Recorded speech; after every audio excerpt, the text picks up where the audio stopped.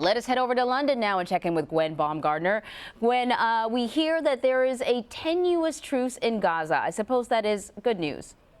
It is. Good morning, Anne-Marie. We begin in Gaza, where a ceasefire is taking place between Israel and the Palestinian Islamic Jihad following this week's deadly violence along the Strip. The truce comes after some of the worst fighting in months, triggered by the targeted death of a militant leader by Israeli forces. At least 32 Palestinians have been killed and dozens have been injured on both sides from the recent fighting. Shortly before the ceasefire, a family of 8 was killed in an Israeli airstrike. But Israel says at least 5 rockets have been launched towards the southern part of the country since the ceasefire was announced.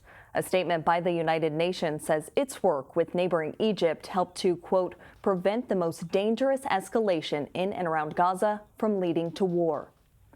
Now to Bolivia, where protests have reignited after Senator Jeanine Añez named herself interim president. Riot police fired tear gas outside the presidential palace, where demonstrators gathered with weapons made of wood and corrugated steel. Añez assumed the role following the resignation of Evo Morales, who fled to Mexico. He's accused of election tampering, which prompted weeks of protests. Now his supporters have taken to the streets, challenging the legitimacy of Añez's new role. And finally to India, where Britain's Prince Charles is celebrating his 71st birthday. He's in Mumbai on a 3-day visit, his 10th trip to the country. Today, while meeting with India's president, a group of school children surprised him with a cake and birthday cards.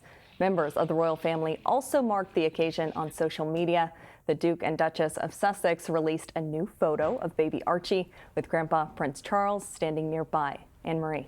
So when I read about his birthday, then, of course, you start going down the rabbit hole reading about the royal family. So he's the longest serving and, I guess no surprise, oldest heir apparent. So if he does become the monarch, he will be the oldest person to do so, I think, by probably like 6 years or so.